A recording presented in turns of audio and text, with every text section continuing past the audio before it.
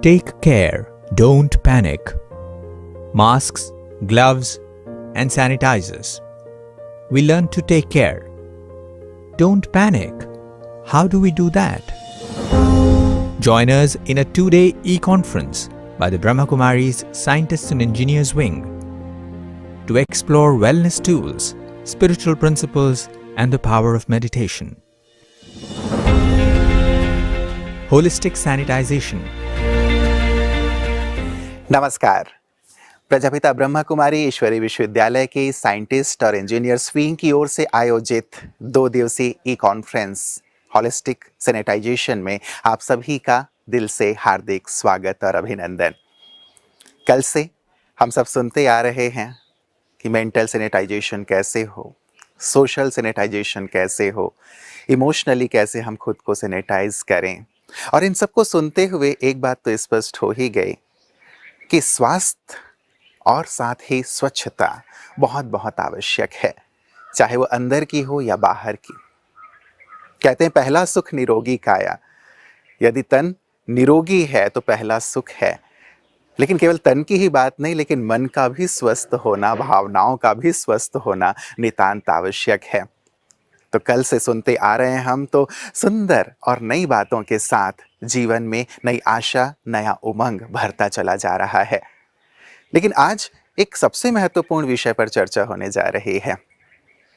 हम ईश्वर से हमेशा कामना करते हैं, अपने जीवन के लिए कामना करते हैं कि हे ईश्वर, मुझे भय से निर्भयता की ओर ले चल, असुरक्षा से सुरक्षा की ओर ले चल, बीमारी से निरोगी जीवन की ओर ले चल, असंतोष से संतोष की ओर ले चल, मृत्यु से अमरता की ओर, अंधकार से प्रकाश की ओर ले चल। और हम सब जानते हैं कि इसके लिए स्पिरिचुअलिटी ही एकमात्र साधन है। आध्यात्म ही ये आंतरिक सुख, संतोष और जीवन की जो मूलभूत चीजें हैं वो हमें प्रदान करता है। और इसीलिए हम अंततः स्पिरिचुअलिटी की बात करते हैं और आज के दौर में एक मिसिंग लिंक की तरह हम इसे फील करते हैं। इसीलिए आज का ये अंतिम सत्र स्पिरिचुअल सैनिटाइजेशन रखा गया है कि कैसे हम स्पिरिचुअली अपने आप को सैनिटाइज कर सकते हैं, कैसे इसकी आज के दौर में आवश्यकता है और कैसे आज के बुरे दौर से ये निकाल कर हमें अच्छे दौर की ओर ले चल सकती है। इस सुंदर विषय को प्रस्तुत करने के लिए हमारे बीच आ रही हैं आदरणीय राजयोगिनी ब्रह्मा कुमारी सुदेश दीदी जी। यूरोपीय देशों में ब्रह्मा कुमारीज के जो ब्रांचेज हैं, केंद्र हैं, उनकी आप निदेशिका हैं। 1957 से आप इस विश्वविद्यालय से जुड़कर देश विदेश में अपनी सेवाएं प्रदान कर रही हैं। तो आइए स्वागत करते हैं आदरणीय सुदेश दीदी जी का। ओम शांति, ओम शांति। संपूर्णता ही सफलता है। होलिस्टिक सैनिटाइजेशन अथवा ये कहें संपूर्ण स्वच्छता, शुद्धता, चाहे तन की, चाहे मन की, चाहे संबंध की, चाहे व्यवहार की, या चाहे किसी भी प्रकार की, उसका आधार है आध्यात्मिक शुद्धता। वर्तमान समय हम ऐसे समय से गुजर रहे हैं जहाँ हमको हर क्षण अपने आध्यात्मिक स्वास्थ्य के लिए, शारीरिक स्वास्थ्य के लिए, वातावरण स्वास्थ्य के लिए स्वस्थिति में स्थित होने की आवश्यकता है। क्यों? कि तन की तंदुरुस्ती अथवा मन की स्टेबिलिटी, स्थिरता का आधार आध्यात्मिकता है। आध्यात्मिकता में भी वास्तव में आत्मिक शुद्धि जितनी जितनी है उतनी हमारे पास ऑटोमेटिकली हर एक के संबंध में आते हुए भी, सोशल डिस्टेंस होते हुए भी आंतरिक स्नेह रहेगा। स्नेह और सम्मान की आवश्यकता है ऐसे समय पर जहाँ मनुष्यात्माएं अपने आप को निराश अथवा अकेला अनुभव करने लगती हैं। वहाँ व्यर्थ चिंतन, दोष दर्शन, पश्चाताप, अनेक प्रकार की दूषित भावनाएं मन में उठना शुरू होती हैं, जिसको कहेंगे व्यर्थ चिंतन, व्यर्थ संकल्प, अथवा मन की डामाडोल स्थिति। जब मन स्थिर नहीं है, स्वास्थ्य का मतलब ही है स्वयं के स्वरूप में स्थित। तो स्वयं के स्वरूप में, स्वयं का स्वरूप वास्तव में देखा जाए तो स्वस्थ, स्वयं के स्वरूप में मन शुद्ध है, आत्मा शांत है, हृदय की शीतलता है और आत्मिक बल भरा हुआ है, ताकि हम किसी भी परिस्थिति का स्वस्थिति से सामना कर सकें। परिस्थिति प्रकृति के कोई न कोई दूषित कारण से आती है, अथवा प्रकृति का कोई न कोई तत्व अपने अस्तित्व में सत्यता से मिक्सचर, किसी भी प्रकार के वातावरण का प्रभाव पड़ जाता है। तो हमको इस प्रकृति में रहते हुए इस सृष्टि में ही रहना है, इस सृष्टि पर ही रहना है, इसी समाज के साथ ही चलना है, इन्हीं परिवार के साथ ही संबंध जोड़ते हुए अपनी स्थिति को आत्मिक बल के सहारे हम बेशक दूरी रखते हुए भी, हमारे आपस में मन की दूरी ना रहे, मन मिटाव ना रहे, किसी के प्रति द्वेष भावना अथवा दोष देने की भावना ना रहे। क्योंकि जब परिस्थिति आती है, विशेष करके ये चैलेंज है तन का रोग, उस समय अनेकों को हम दोष देना शुरू कर देते हैं। कभी कभी अपने आप को भी दोषी ठहराते हैं, कभी वातावरण को दोषी ठहराते हैं, कभी समाज को दोषी ठहराते हैं, कभी शासन को दोषी ठहराते हैं, कभी अपने भाग्य का दोष मानते हैं। वास्तव में इस दूषित वातावरण में सदा हम स्वच्छ रहें। ये ज़रूर है कि हमको जो हमारे नियम हैं, स्वच्छता बार बार हम ध्यान देवें कि हमारे हाथों में किसी भी प्रकार का कोई प्रभाव ना रहे, स्वच्छ रहे हाथ। परंतु जैसे शरीर के हाथ को, हमको हाथों को बार बार स्वच्छ रखना है, ऐसे ही आध्यात्मिक दृष्टि से अगर हम देखें तो आत्मा के हाथ कौन से हैं, आध्यात्मा की कर्म शक्ति कौन सी है।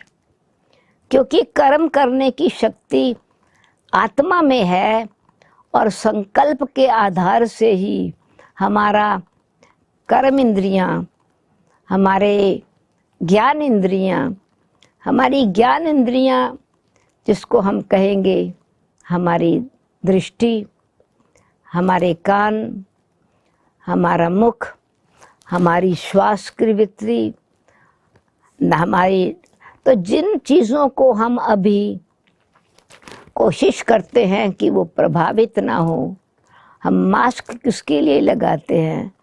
ताकि हमारी दोनों ही श्वास लेने की और श्वास छोड़ने की, अथवा हमारी नासिका से किसी भी प्रकार का बाहर दूषित प्रभाव ना पड़े। तो जैसे प्रकृति के कोई भी कारण से हम बाहर के दूषित वातावरण से बचना चाहते हैं, अपना बचाव है ज़रूर नियम और मर्यादा का पालन करने से। सुरक्षा होती है, बच के रहते हैं, क्योंकि नियम अथवा कायदे का पालन करना फ़ायदा है। इसलिए हमारे राजनीति से अथवा हमारी आध्यात्मिक नीति से अथवा सिचुएशन की रीति से हमको बुद्धि की समझ चाहिए पहले। और समझने वाली कौन? समझने वाला सिर्फ दिमाग नहीं, समझने की शक्ति आत्मा में शक्ति है। आत्मिक बल के आधार से हमारी निर्णय शक्ति ठीक रहती है। आत्मिक बल के आधार से हमारे कर्म में दृढ़ता रहती है। आत्मनिश्चय के आधार से हम सब चीज़ों को साक्षी होकर के, साक्षी दृष्टा होकर के देखते हुए केयरफुल रहते हैं और माइंड और इंटेलेक्ट को क्लियर रखते हैं। तो आध्यात्मिक शुद्धि का मतलब पहले ये है कि मुझ आत्मा को, चैतन्य शक्ति को, चेतनता को जागृत किए हुए ही रखना है। उसमें हमको अज्ञानवश अथवा किसी भी प्रकार के भयवश अथवा किसी भी प्रकार की परिस्थितिवश कमज़ोर नहीं करना है। इसीलिए कोई भी चीज़ अगर थोड़ी थोड़ी भी धूल पड़ती जाती है, जैसे जीवन दर्पण है, हर क्षण अब हम अपने आप को, अपनी वृत्ति को, अपनी दृष्टि को, अपनी स्मृति को, अपने कर्म को, अपने व्यवहार को आत्मिक स्थिति में स्थित होने से शक्तिशाली बना सकते हैं। क्यों? कि हर एक चीज़ में चेतना कार्य करती है, चैतन्यता कार्य करती है। लाइट जीवन में चाहिए। तो आध्यात्मिक लाइट का मतलब ये है कि हम किसी भी प्रकार के अंधकार में ना रहें, लापरवाही में ना रहें, केयरफुल भी रहना है और चेयरफुल भी रहना है, एक्टिव भी रहना है और बिल्कुल निश्चिंत भी रहना है। स्वचिंतन में रहना है, चिंता से मुक्त होना है। तो इसीलिए परेशानियां तो आएंगी। परेशान का मतलब ये है कि हम अपनी शान से परे चले गए, हम अपनी शान को अथवा अपने स्वमान को भूल गए हैं। तो आध्यात्मिक शुद्धि का मतलब है कि किसी भी प्रकार का हमारे पर अपने देह के भान का अथवा दूसरे व्यक्ति के व्यवहार का या वातावरण के किसी प्रभाव का असर न पड़े, क्योंकि असर कसर डाल देता है। जैसे कितनी स्वच्छ चीज़ है, आत्मा इटसेल्फ बड़ी स्वच्छ है। ओरिजिनल रीति से आत्मा शुद्ध है, शांत है। तो हम अपने जब स्वरूप की स्मृति में, अपने अस्तित्व की स्मृति में रहते हैं, तो वो स्मृति समर्थी का काम करती है। शक्ति का काम करती है, क्योंकि आत्मा को अपनी स्मृति से स्वमान याद रहता है। तो हमारे स्वमान का मतलब ये है कि हमारी जो अपनी आत्मा की विशेषताएं हैं उनमें निश्चय हो, आत्मा की जो शक्तियां हैं उसमें विश्वास हो, तो कभी भी किसी प्रकार के चैलेंज में हमारी स्थिति डावाडोल नहीं होगी। परिस्थिति से हम परेशान नहीं होंगे, पर हम सावधान होकर के रहेंगे। ये तो ज़रूरी है, क्योंकि वातावरण हर चीज़ एक समय पर नहीं एक जैसी नहीं रहती है।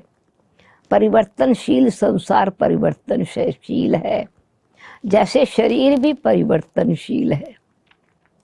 परंतु शरीर को भी, प्रकृति को भी, जो प्रकृति का बहुत सुंदर गिफ्ट मिली है हमको, ये प्रकृति की देन है, उसको, प्रकृति की देन को भी हम स्वस्थ रखें, समाज को भी हम बिल्कुल सुधारित रूप से ऐसा रखें जो हर प्रकार के वातावरण में सहयोग मिले, समाज में आपस में एक दो के प्रति भावना बड़ी श्रेष्ठ हो, परिवार में स्नेह और सम्मान हो। तो हमने ये देखा कि जब कोई परिस्थिति आती है तो जैसे ही लास्ट ईयर कोरोना का अटैक हुआ और कुछ आत्माएं, बहुत सारी आत्माएं इस परिस्थिति से प्रभावित हुई, तो कितने ही परिवार वालों को परेशानी भी हुई। परंतु हम जब आध्यात्मिक रीति से हमने देखा कि हम एक ही परमपिता परमात्मा की संतान हैं, हम परिवार हैं, तो जिन परिस्थिति में मनुष्य आत्माएं असहाय हो गई थी, तो ऐसे समय पर हृदय का द्वार खुला और दया का द्वार खुलते ही कई संस्थाओं ने, ब्रह्मा कुमारी ईश्वरीय विश्वविद्यालय ने, अपने कितने सेवा केंद्रों ने ये समझा कि हमारा ये फर्ज है, क्योंकि अब आध्यात्मिक नाते से हम भाई भाई हैं, भाई बहनें हैं, तो ऐसे समय पर हमको सहयोग देना है, आत्मिक बल बढ़ाना है, और साथ साथ जैसे धन की आवश्यकता है, ऐसे शुद्ध संग की भी आवश्यकता है, शुभ भावना की आवश्यकता है, शुभ कामना की आवश्यकता है। तो जिनमें आध्यात्मिक ज्ञान है वो किसी हद में नहीं रहते, जिनके भाव में भक्ति भाव है, प्रभु प्रेम है, उनका हृदय उमड़ आता है एक स्नेह के भाव से हर प्रकार का सहयोग देना। और हमारे ये आध्यात्मिक शक्ति है एक्चुअली, चाहे ड्यूटी थी। हमने देखा कि हमारे जो स्थानों पर सेवा करने वाले, नर्सिंग होम में, अस्पताल में, अथवा जिस प्रकार की परिस्थिति में मनुष्य आत्माएं पहुंची, उनके अंदर दिन रात देह का भान भूल के, अपना आराम भी भूल करके सेवा भाव जागृत हुआ। ये सेवा भाव का आधार है स्नेह, और स्नेह का रिजल्ट है संबंध। और जब स्नेह आध्यात्मिक बल से भरा हुआ होता है तो उसमें मेरा पर्सनल परिवार नहीं रहता, सिर्फ उसमें ये रहता है हम रूहानी सोशल वर्कर हैं, हम समाज सेवक हैं। तो एक आध्यात्मिक जागृति आ जाने से हम हद से निकल करके बेहद में आ जाते हैं। क्यों? कि सारा विश्व भी हमारा परिवार है। इसीलिए कंसंट्रेशन की आवश्यकता हुई तो सबने सोचा अब इसके लिए ज़रूर कोई विधि होनी चाहिए, कोई दवाई निकलनी चाहिए, कोई इंजेक्शन निकलना चाहिए। सबका भाव क्या हुआ कि सर्वे भवन्तु सुखिना, सर्वे सन्तु निरामया, यानी सब सुखी हो जावें। सर्वे भवन्तु सुखिना, वो जो हमारे वेदों की आध्यात्मिक शिक्षा है वो एक जैसे कि फिर से सरफेस पर आ गई, स्क्रीन, मन के स्क्रीन पर आ गई, मन की भावना से जागृत हो गई कि सिर्फ मुझे सुखी नहीं रहना है, ऐसे नहीं कि मुझे ही सुख की सुविधाएं चाहिए। आत्मा को रियलाइजेशन हुआ कि सुख की सुविधाएं तो हैं, प्रकृति के साधन तो हैं, परंतु यदि मन भयभीत है, चिंता वाला है, परेशानी वाला है, डर में है, तो फिर बेशक कितनी भी सुख की सुविधाएं हैं वो कुछ ताकत वाली नहीं है, आत्मिक बल नहीं है। अंदर की असंतुष्टता आ गई, ये क्यों हुआ, दोष देना शुरू किया, दोष देखना शुरू किया। तो तभी जैसे कि बहुत सुंदर आध्यात्मिक ज्ञान के आधार से समझ में आ जाता है कि गोधन, गजधन, बाजधन और रतन धन खान, जब आवे संतोष धन तो सब धन दूर समान। वो आत्मा के अंदर अपने आत्मिक शक्ति को देखने की शक्ति आ जाती है, तो क्यों क्या में एनर्जी वेस्ट नहीं करते। वो कारण क्या है, उसका निवारण क्या है। और जब भी किसी चीज का निवारण आ जाता है तो आशा का दीपक जगने लगता है, और जब आशा का दीपक जगता है तो दिव्य बुद्धि जो है उस पर और कार्य करने लगती है, दृढ़ता आ जाती है, हिम्मत बढ़ती है, सहयोग बढ़ता है, निश्चय का बल से विजय प्राप्त होती है। तो भारत भूमि की महिमा अपरम अपार है। हमारी भारत भूमि में सफलता मिली, शत्रु पर विजय प्राप्त करने के चिन्ह दिखाई पड़ने लगे, परंतु थोड़ी सी लापरवाही आ जाती है तो फिर नेचुरली इसका मतलब हमारा ध्यान अपने आप पर नहीं रहता, हमारा ध्यान सिर्फ साधनों पर रहता है। तो साधनों पर होते हुए भी आध्यात्मिक बल से आत्मिक साधना चाहिए। और आत्मिक साधना का मतलब है हम आत्मविश्वास बढ़ाएं कि कैसी भी परिस्थिति में हम अपने आत्मबल को कायम रखें। और आत्मबल को कायम करने के लिए, रखने के लिए प्रभाव से परे रहना है, क्योंकि किसी भी प्रकार का प्रभाव गंदगी पैदा करता है। जैसे छोटी बात भी है, कितना अच्छा सुंदर दर्पण है, अपना दर्पण हमारा अपना चेहरा दिखाता है, दर्पण साक्षात्कार कराता है आसपास की स्थिति का, परंतु थोड़ी सी धूल भी अगर आ गई है, थोड़ा सा मैल उस पर चढ़ गया है, तो हमको सत्यता दिखाई नहीं पड़ती। तो इसी प्रकार से मन की शुद्धि बहुत आवश्यक है। मन में यदि हम व्यर्थ चिंतन, दोष दर्शन अथवा किसी भी प्रकार के भेदभाव की बात अगर रखते हैं, तो हमारी अपनी वृत्ति में हम अपने मन के वातावरण को अशुद्ध बना रहे हैं। इसलिए मनोवृत्ति में शुभ भावना और शुभ कामना रखनी है, कल्याण की भावना रखनी है। आत्मबल जब है तो तीनों चीज़ें काम करती हैं, तंदुरुस्ती भी रहती है। आत्मबल से मन में नेचुरली आत्मा का संबंध परम पिता परमात्मा से जुड़ता है। आत्मा का मन भगवान के महावाक्य अनुसार मन मना भव मद भक्तो मद्याजी भव माम नमस्करो, मन को मेरे साथ जोड़ो। और वास्तव में आत्मा जो है भ्रकुटी के मध्य में निवास करती है। अपने स्वमान की सीट पर सेट हो जाओ। तो जैसे राजा अपने स्वमान की सीट पर सेट होता है तो उसमें आध्यात्मिक बल बढ़ता है, उसके अंदर शासन करने की शक्ति आ जाती है। तो ऐसे ये साधना आध्यात्मिक बल से हम अपने भ्रकुटी में, मैं आत्मा इस आसन पर विराजमान हूँ और कर्म इंद्रियों का मालिक हूँ और कर्म इंद्रियों का रक्षक भी हूँ। शरीर में निवास करने वाली मैं चैतन्य शक्ति हूँ। तो मुझे अपने शरीर को भी सुंदर स्वस्थ रखना है, शुद्ध रखना है। इसलिए हर प्रकार के जो नियम बनाए हैं उसका भी पालन करना है। परंतु वो पालन तब होता है जब हमारे मन में एक शांत स्वभाव में शीतलता, धैर्यता,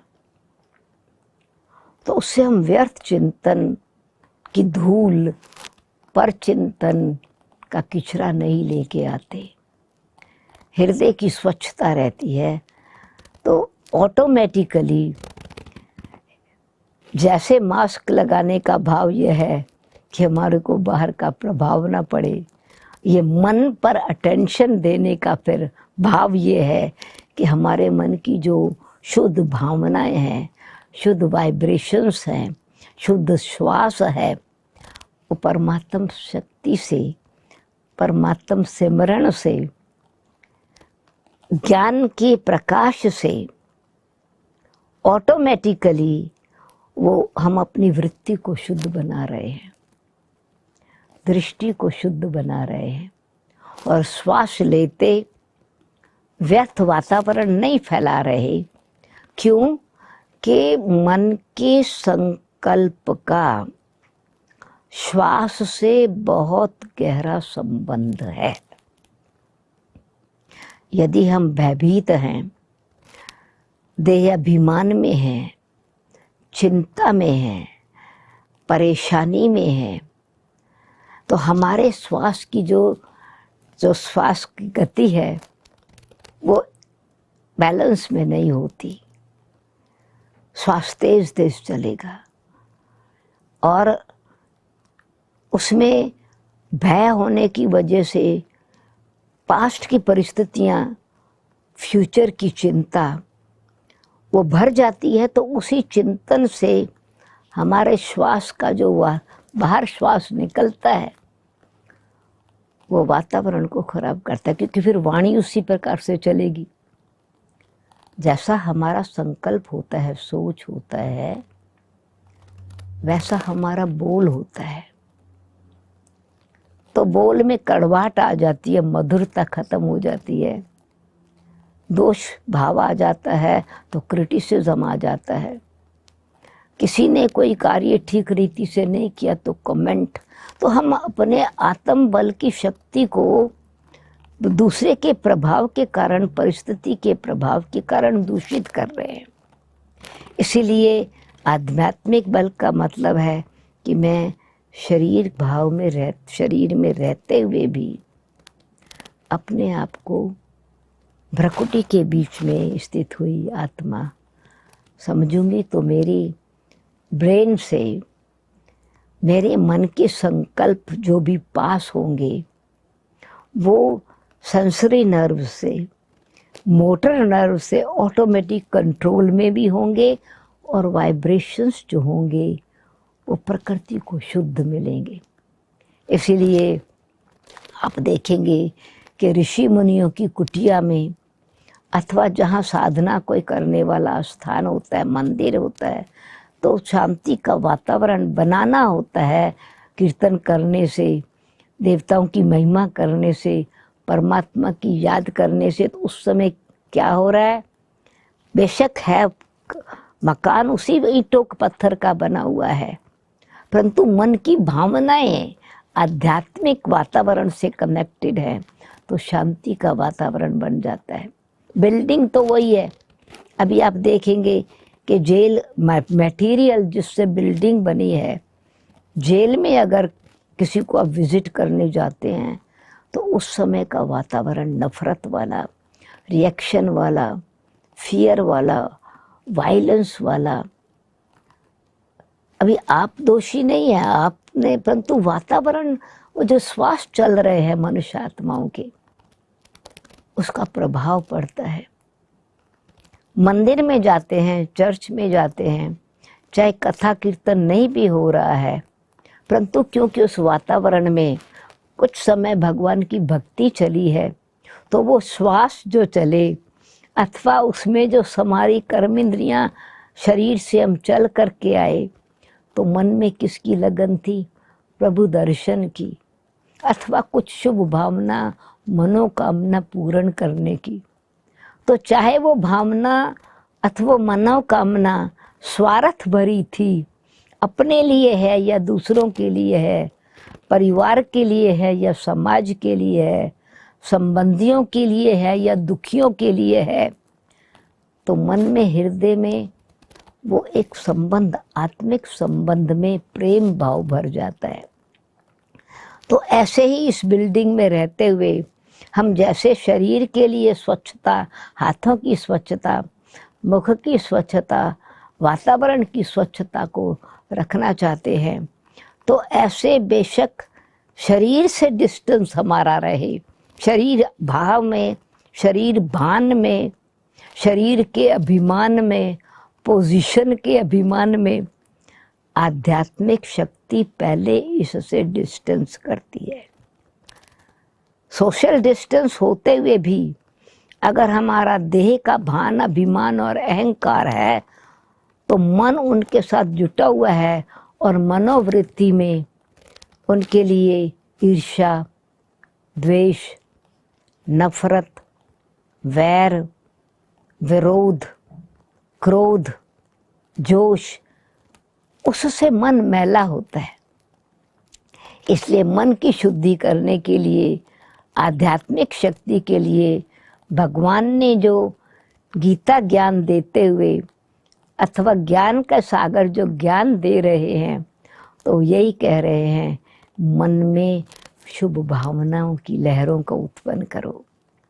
शुभ भावना, शुभ कामना, और हृदय में आध्यात्मिक बल है तो दया भाव रखो, मर्सी।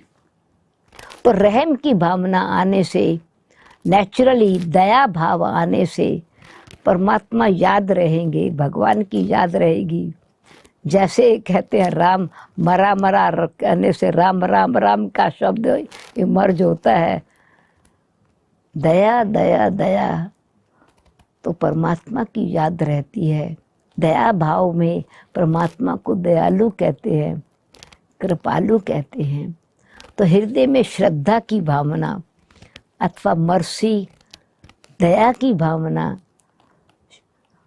और उसके साथ साथ ऑटोमेटिकली विश्व कल्याण की भावना रहती है। आध्यात्मिक बल को बढ़ाने के लिए शुभ भावना और शुभ कामना, इसका मतलब मन बड़ा शुद्ध हो, हृदय में शीतलता हो, प्रेम की लहर रहे, और वो तब हो सकती है जब हम देह के भान से, अभिमान से परे हो जाते हैं। तो कामनाएं हमारी शुद्ध हो जाती हैं, विचार हमारे शुद्ध हो जाते हैं, और हमको याद आ रहता है, आध्यात्मिक बल बढ़ता है तो ये सदा याद रहता है कि सत्यम शिवम सुंदरम। सत्यता ये है कि जो कल्याण की भावना है वो हर चीज़ को मैले से स्वच्छ बना देती है, सुंदर बना देती है, कल्याणकारी है। सत्यम शिवम सुंदरम। जब आत्मा की सत्यता को हम पहचान लेते हैं, आत्मा की सत्यता क्या है कि आत्मा चैतन्य है, अजर है, अमर है, अविनाशी है, उसकी मृत्यु नहीं होती।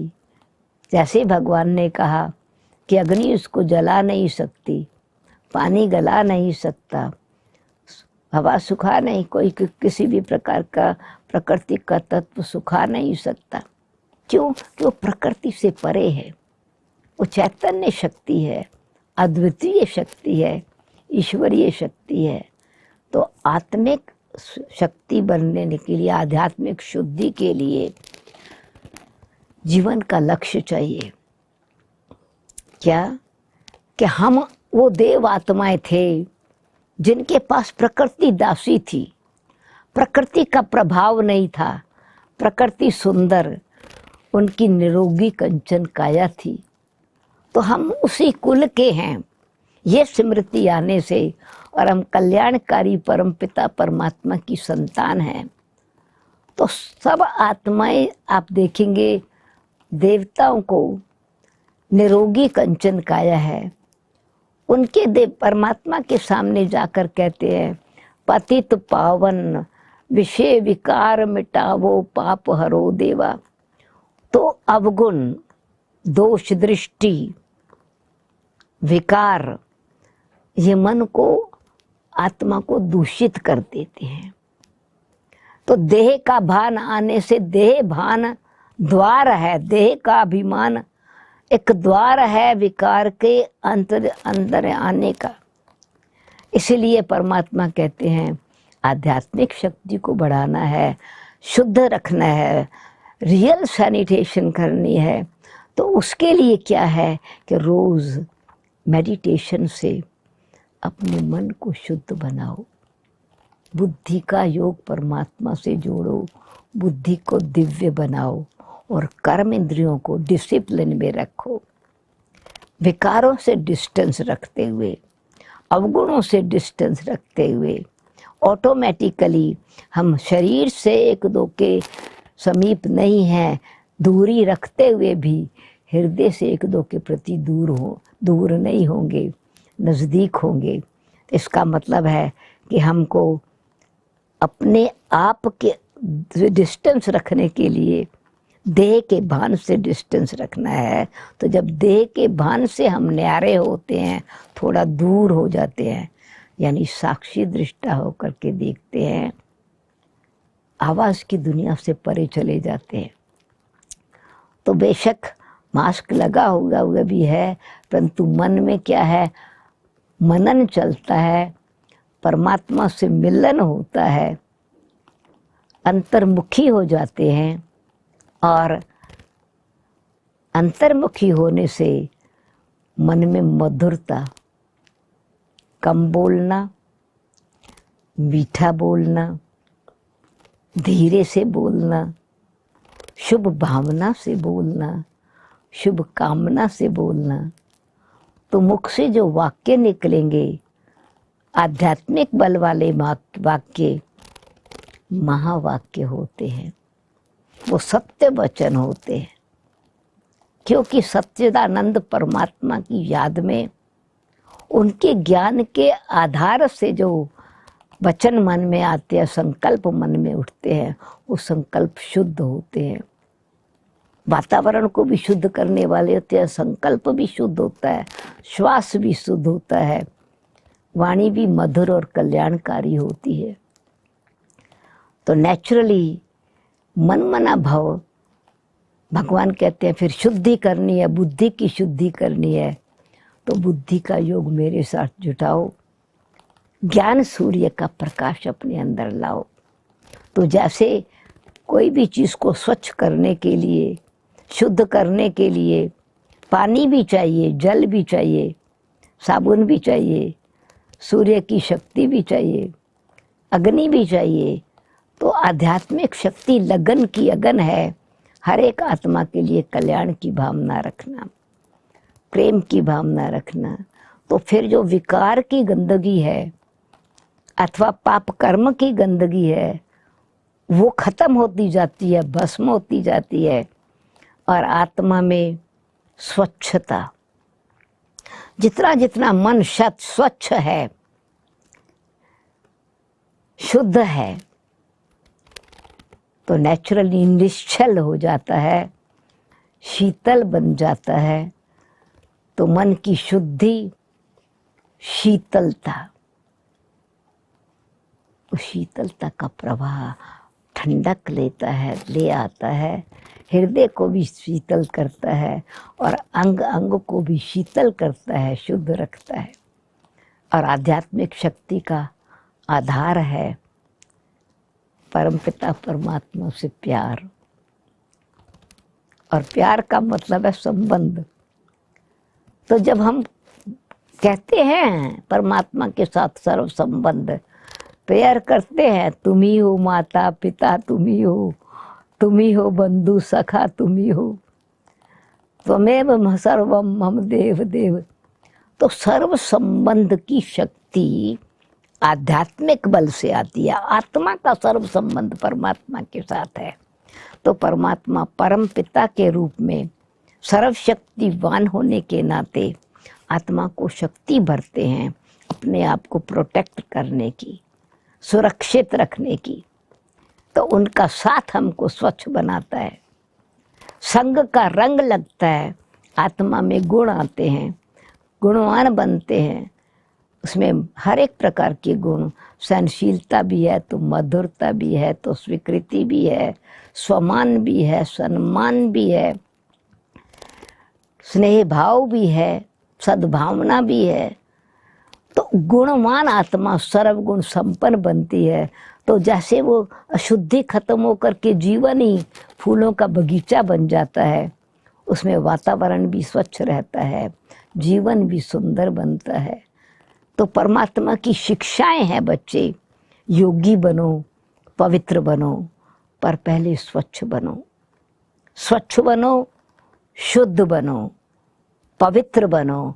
और पवित्रता का आधार है, परमात्मा ने कहा, देह के धर्म, देह के भान को, देह के अभिमान और विकार को, जो देह का धर्म है विकार, तो सर्वधर्मान परित्यज्य माम एकम शरणम व्रज।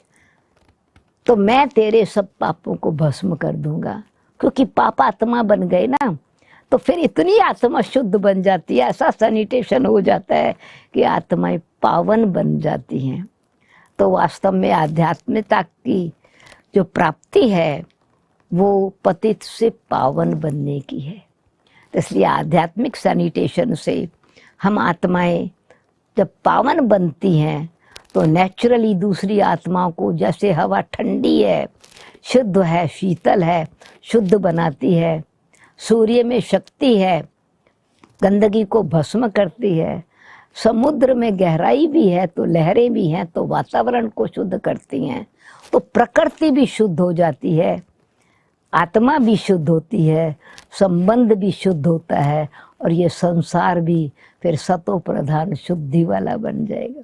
तो तब जब तन शुद्ध है, मन शुद्ध है, धन शुद्ध है, धन में भ्रष्टाचार नहीं है, संबंध में भेदभाव नहीं है, तो नेचुरली तो तीनों चीजें पवित्र बन जाती हैं। तन, मन, धन, संबंध, और साथ साथ प्रकृति शुद्ध बन जाती है। तो प्रकृति के प्रकोप से, रूहानियत की सैनिटेशन से, आध्यात्मिकता की सैनिटेशन से हम आत्माएं इतनी पूजनीय पवित्र बन जाते हैं। मनुष्य से देव बन गए, आसुरी वृत्ति से दैवी वृत्ति बन गई। इसलिए परमपिता परमात्मा कहते हैं कि ऐसे जीवन में शुद्धि लाओ जो आपके चैतन्य चित्रों को भी कितना स्वच्छता से, शुद्धि से पूजते हैं। पूजनीय मूर्त। तो जब संपूर्ण आध्यात्मिकता की सैनिटेशन आ जाती है, आध्यात्मिक बल भर जाता है, तो पुजारी से पूज्य बन जाते हैं, मनुष्य से देवता बन जाते हैं। उसके लिए मन को मंदिर बनाकर रखना है। मन मंदिर, मन के अंदर ज्योत जगी रहे, आत्मिक प्रकाश रहे, परमात्मा के महिमा का कीर्तन, देवताओं के गुणों की महिमा को अपने जीवन में धारण करें, और दूसरी आत्माओं के गुणों का भी गायन करें। सम्मान में रहें, सम्मान देवें, हर एक आत्मा को स्वीकार करें, सत्कार करें। तो ऑटोमेटिकली डिस्टेंस होते भी बहुत नज़दीक रहेंगे, क्योंकि दूरी, मन की दूरी दुखी करती है, और विकार मजबूर कर देते हैं गुलाम बनाने के, गंदगी को अपने अंदर लाने के। इसलिए परमपिता परमात्मा के साथ हमारा जितना जितना संबंध जुटता जाएगा, परमपिता है वो, परम शिक्षक हैं, परम सतगुरु हैं, मुक्तिदाता है। किससे मुक्त करते हैं? विकारों से मुक्त करते हैं, अस्वच्छता से मुक्त करते हैं, पतित से पावन बना देते हैं, पारसनाथ हैं। पत्थर बुद्धि को भी दिव्य बुद्धि बनाते हैं। जब आत्मा स्वच्छ बनती है तो उसमें चैतन्यता और चमक आ जाती है। इसीलिए जितनी स्वच्छता है उतना चमत्कार परमात्मा का हम देखते हैं। हम ऑटोमेटिकली वो परमात्मा का आशीर्वाद प्राप्त कर लेते हैं, वरदान प्राप्त कर लेते हैं। तो इसलिए फाउंडेशन है हर चीज़ की आध्यात्मिकता। आध्यात्मिक जीवन श्रेष्ठ जीवन है। मन मंदिर बन जाता है, घर आश्रम बन जाता है, सृष्टि स्वर्ग बन जाती है, जहाँ सब कुछ स्वच्छ है, सब कुछ सुंदर है, सब कुछ सतो प्रधान है। और यही भारत भूमि की महिमा है। पर भारत भूमि में श्री लक्ष्मी नारायण ने कितने सुंदर मंदिर हैं, उन्होंने राज्य किया, सारा विश्व ही सुंदर था, इसलिए उनको विश्वनाथ कहते हैं। तो इसलिए सत्यम शिवम सुंदरम के साथ सच्चा संबंध जोड़ करके अपने को स्वच्छ बनाए, शुद्ध बनाए, स्वस्थ बनाए, सुंदर बनाए। सत्यम शिवम सुंदरम।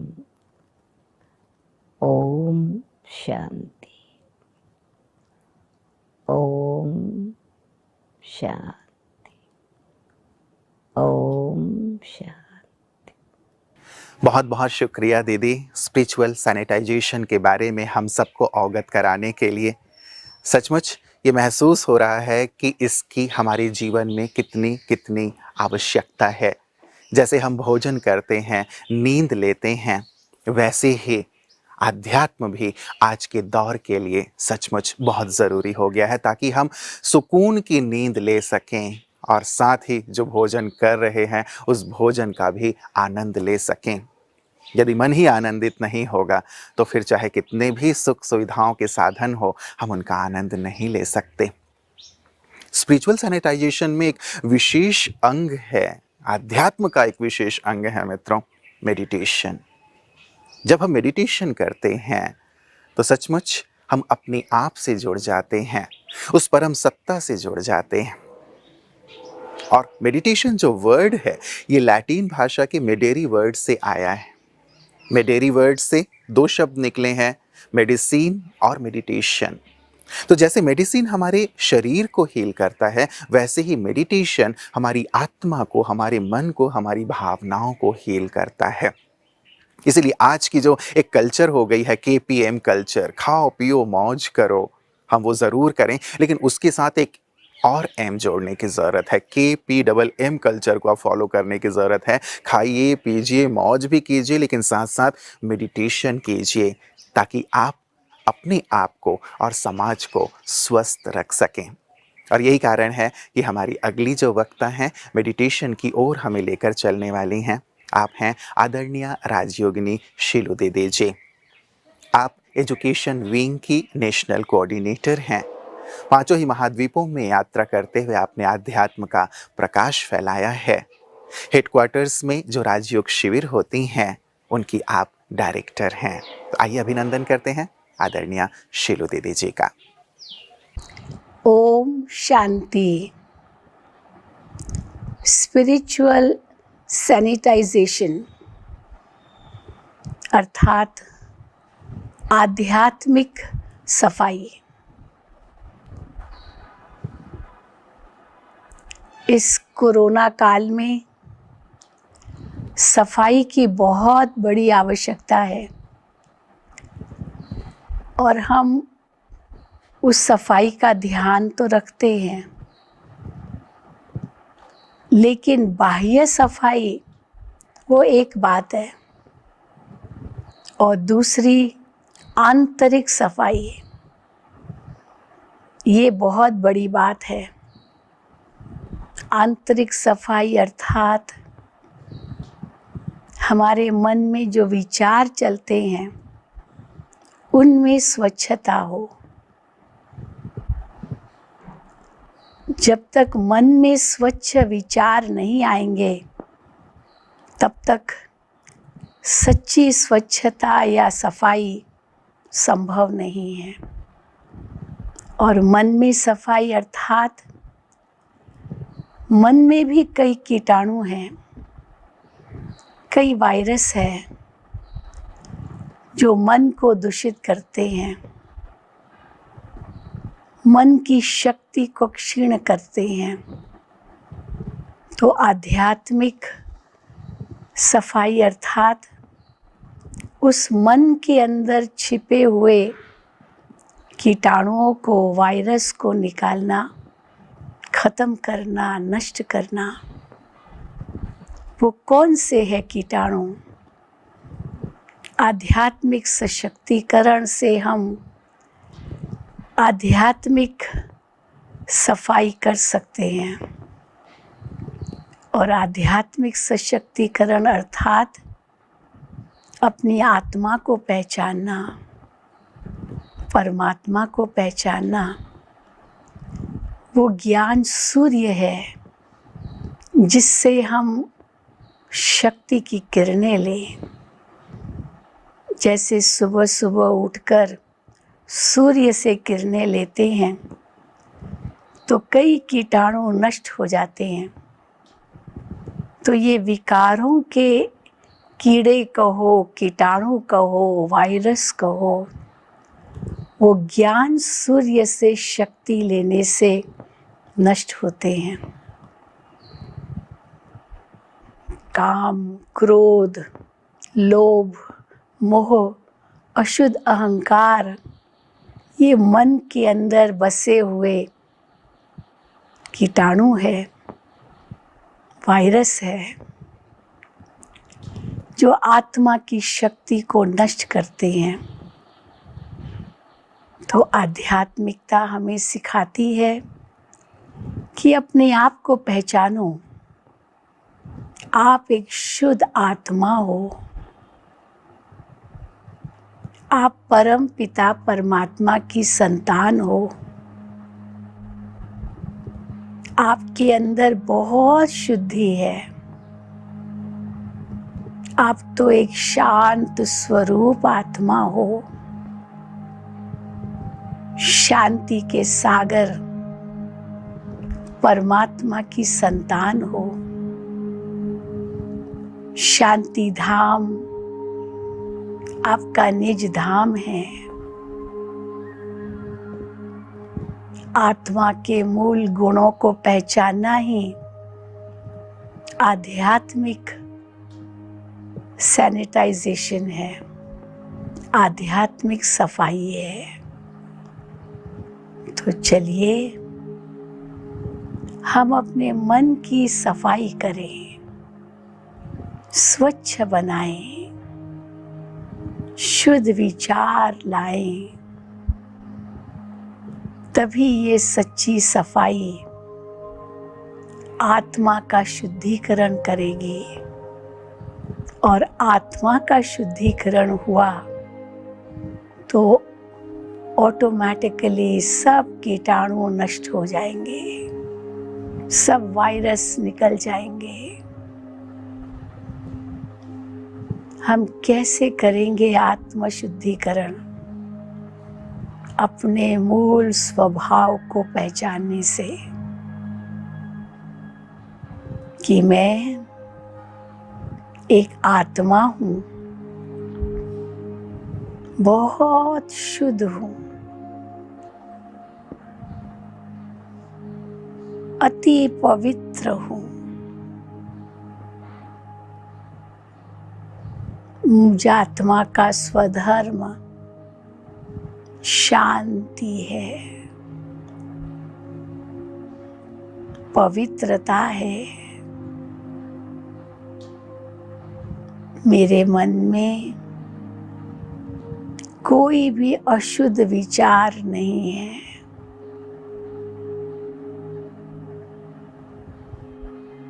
मैं भी शुद्ध आत्मा हूँ और दूसरों को भी मैं शुद्ध आत्मा के रूप में देखती हूँ।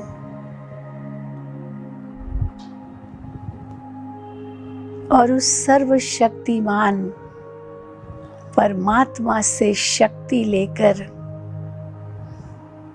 स्वयं को सशक्त करती हूँ।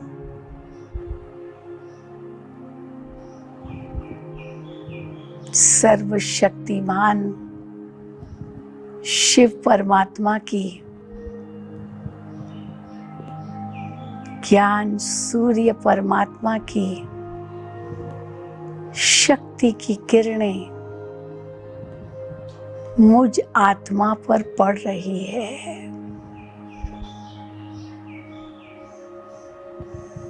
ये आत्मिक शक्ति की किरणें मुझ आत्मा को शुद्ध और पवित्र बना रही है। परमात्मा भी अति शुद्ध है, अति स्वच्छ है, और मैं आत्मा उनकी संतान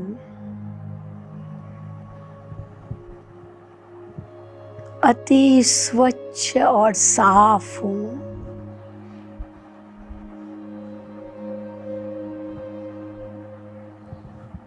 मैं आत्मा विकारों से परे निर्विकारी हूँ। विकारों की मैल, विकारों की परछाई मुझ आत्मा से कोसों दूर है।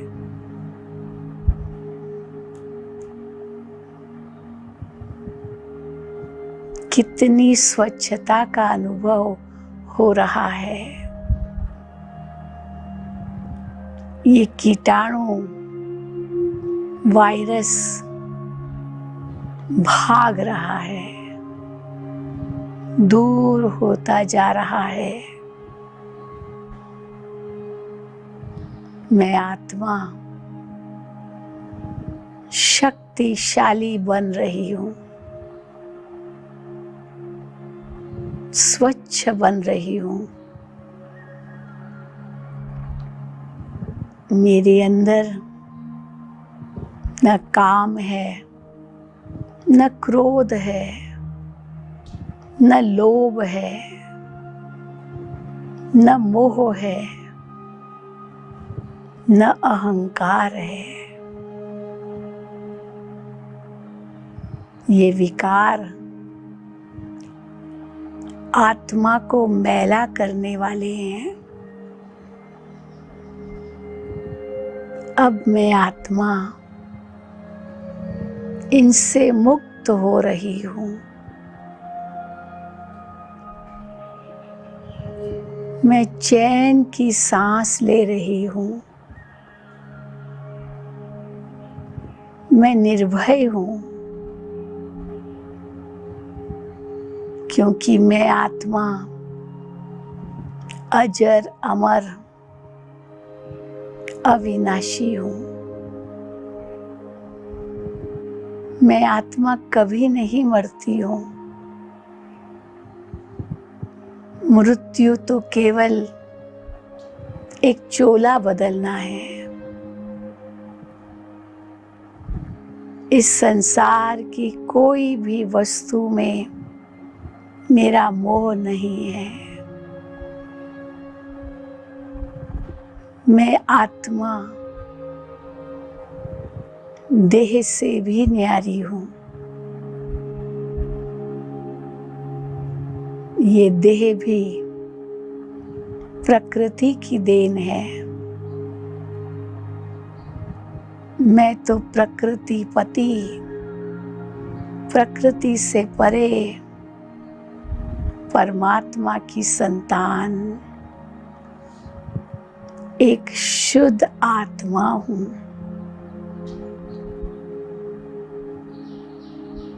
निर्विकारी हूँ, निष्पापी हूँ।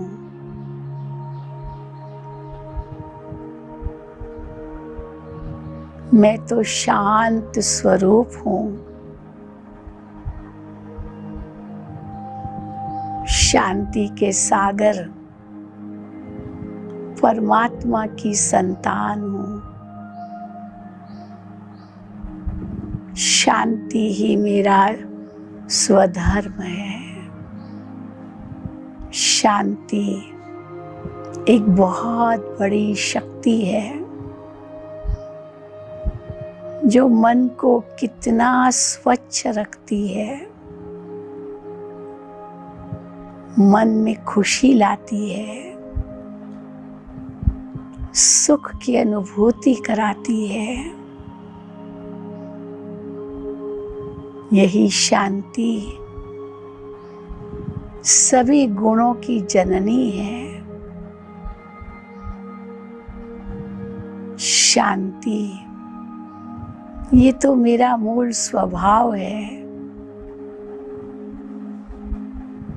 ये तो आत्मा का धर्म है। अब मैं आत्मा अपने शांति धर्म में स्थित हूँ।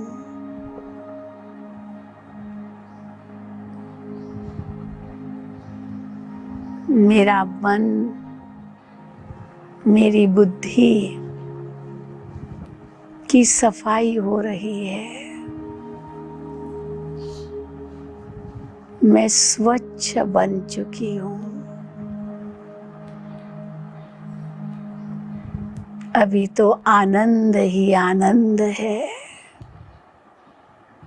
खुशियाँ ही खुशियाँ हैं। चारों ओर खुशहाली है। ओम शांति।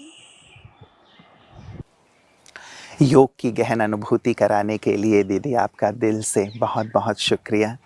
ऐसा लग रहा था कि हम सब जैसे सागर की गहराई में चले गए हैं, और जैसे सागर की गहराई में रत्न मिलते हैं, वैसे ही अपनी गहराई में उतरकर उस असीम आनंद की अनुभूति हो रही थी। सचमुच आज महसूस हो रहा है जैसे किसी ने कहा कि मैं भीतर गया और मैं भी तर गया।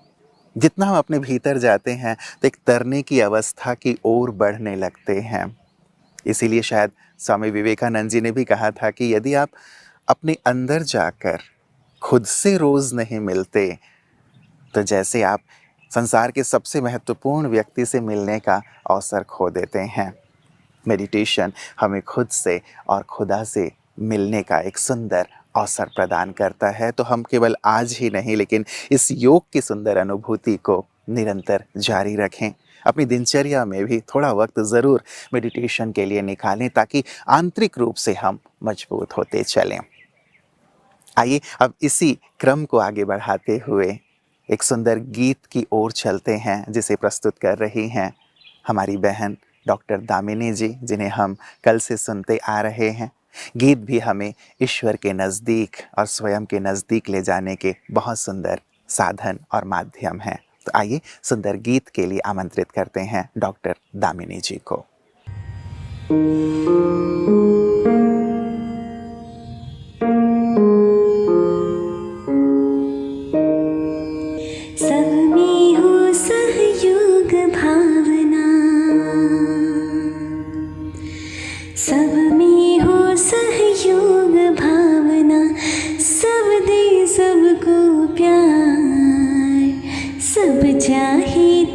सबके लिए हो सुखमय ये संसार, सुखमय ये संसार।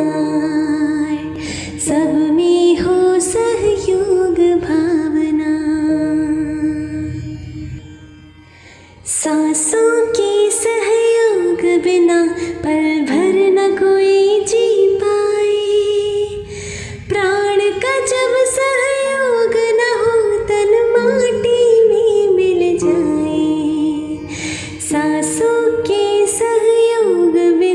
पल भर न कोई जी पाए। प्राण का जब सहयोग न हो तन माटी में प्यार प्यार ही जीवन का है सार। सुखमय हो संसार, सब में हो सहयोग भावना, सब दे सबको प्यार। सब चाहे तो सबके लिए हो सुखमय ये संसार।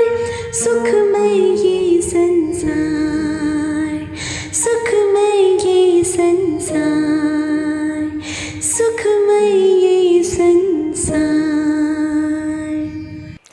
गीत सचमुच हमें गमों से दूर कर देते हैं। गीत हमें गुड फीलिंग्स की ओर ले चलते हैं। गीत हमें गॉड के समीप ले चलते हैं। इसीलिए ऐसे ही सुंदर गीत अवश्य सुना करें जो तन और मन को उमंग उत्साह से भर देते हैं। आज के दौर में एक निवेदन अवश्य करूंगा कि ऐसे गीत ना सुने जो हमारे गम को बढ़ा दें, दुख को बढ़ा दें, अकेलेपन का एहसास कराने लगें या जीवन निरर्थक है ऐसी फीलिंग कराने लगें। जैसे गीत है ना कि ये जिंदगी है क्या, एक कटी पतंग है। जब उस गीत को सुने तो ऐसा लगने लगता है कि सचमुच जीवन का कोई मोल नहीं है। तो मैं अनुरोध ज़रूर करूँगा, गीत ऐसे सुने आज के दौर में जो उमंग से, आशा से, उत्साह से हमें भरपूर कर दें, ताकि उसी आशा और उत्साह का संचार हम औरों तक करें। और स्पिरिचुअलिटी हमें यही तो सिखाती है कि कैसे हम अच्छी चीज़ों का सिलेक्शन करें, चाहे अपने तन के लिए हो या मन के लिए हो। आप अपने भोजन में भी तो सेलेक्ट करते हैं ना कि मुझे क्या खाना है और क्या नहीं खाना है। क्या ऐसे ही उन चीज़ों का सिलेक्शन ना किया जाए जो हमारे जीवन के लिए बेहतरीन हैं, जो हमारे विकास के लिए बहुत बहुत आवश्यक हैं, जो समाज के लिए सुखदायी और हितकर हैं। अब अंतिम पड़ाव पे आ चुके हैं मित्रों। कल से बहुत कुछ सुनते आ रहे हैं हम। आज का विषय भी बहुत ही गहन है, स्पिरिचुअल सैनिटाइजेशन। लेकिन कई बार हमारे मन में एक प्रश्न उठता है कि क्या करें, हम करना तो बहुत कुछ चाहते हैं, लेकिन प्रोफेशन में इतने ज़्यादा हम व्यस्त हैं कि नहीं कर पा रहे हैं। एक बार हमारा ये प्रोफेशन पूरा हो जाए, एक बार हम निवृत्त हो जाएं, उसके बाद हम कार्य करना प्रारंभ करेंगे। कई बार हमारी चिंतन में ये बात रहती है।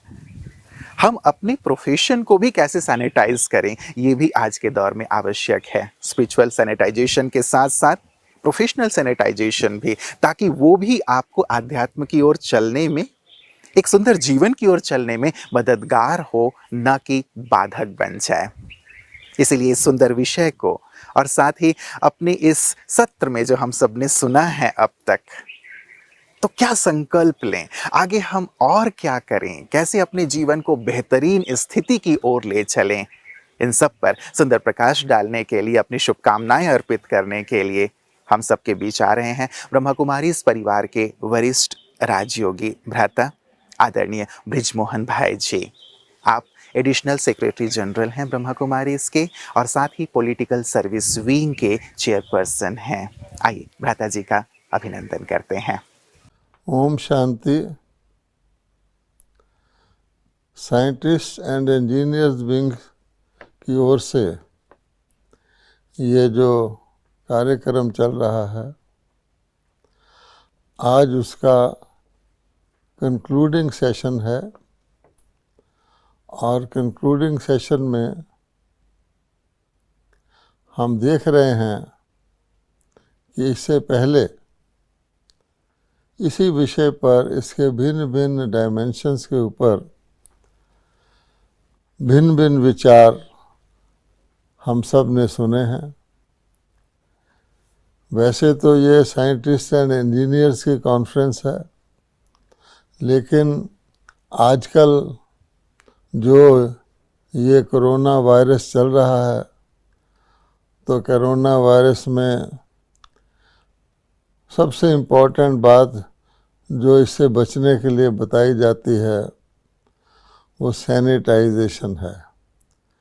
तो शायद उसी को देखकर, ऐसे माहौल को देखकर ही इस कॉन्फ्रेंस का जो मेन थीम रखा गया है वो है होलिस्टिक सैनिटाइजेशन। और इस होलिस्टिक सैनिटाइजेशन के अंतर्गत इसके भिन्न भिन्न विभाजन करके अब तक जिन टॉपिक्स पर हमने विचार सुने वो है, पहला था इमोशनल सैनिटाइजेशन, क्योंकि व्यक्ति के अंदर इमोशन होते हैं, हम ह्यूमन बीइंग हैं, और ह्यूमन बीइंग के इमोशंस किस दिशा में जाने चाहिए। कई लोग तो कहते हैं व्यक्ति को इमोशनल होना ही नहीं चाहिए, लेकिन इंसान पत्थर तो नहीं है, और इमोशंस व्यक्ति को एक ऐसा इंद्रियों से परे वाली महसूसता देते हैं जो और कोई चीज़ नहीं दे सकती। लेकिन इमोशंस दो प्रकार के होते हैं। एक व्यक्ति को उसकी जो स्थिति है, उसकी जो स्टेज है, मनोस्थिति है, उसको ऊपर उठाने वाले होते हैं, और दूसरी तरह के भी होते हैं। तो इसके बारे में आपने सुना। उसके बाद मेंटल सैनिटाइजेशन है। ये व्यक्ति का मन जो है उसके अंदर कई प्रकार की, ऐसी कहा जाता है मन मलिन भी हो जाता है, मन को प्योरीफाई किया जाता है। तो इसलिए उसकी सैनिटाइजेशन कैसे की जाए। और उसके बाद सोशल सैनिटाइजेशन। आजकल तो वैसे आज के तो सोशल डिस्टेंसिंग हो गई है, तो फिर भी डिस्टेंसिंग कहाँ तक रहेगी। हम human being is social person, human being कोई आइसोलेटेड व्यक्ति नहीं है। इसलिए सोशल कॉन्डक्ट में आते हुए हमें किस प्रकार से बिहेव करना चाहिए और अपने आप को बचा के रखना चाहिए और दूसरों का भी बचाव देखना चाहिए, वो सोशल सैनिटाइजेशन के बारे में भी आपने सुना। जब कोई व्यक्ति कार चलाता है तो ये तो देखता है कि मैं भी बचूं लेकिन दूसरे भी बचें।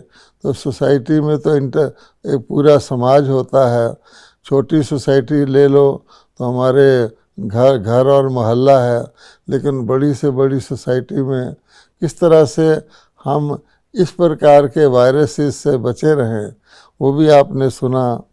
और स्पिरिचुअल सैनिटाइजेशन में तो मैं समझता हूँ सब कुछ ही आ जाता है, क्योंकि आत्मा ही मूल है। और स्पिरिचुअल सैनिटाइजेशन अगर हो जाए, अगर बीज में ही, जैसे बीज में ही शुद्धि आ जाए, बीज ही श्रेष्ठ हो जाए, तो अन्य प्रकार का सैनिटाइजेशन तो ऑटोमेटिकली हो जाता है। मुझे भी विषय दिया गया है प्रोफेशनल सैनिटाइजेशन।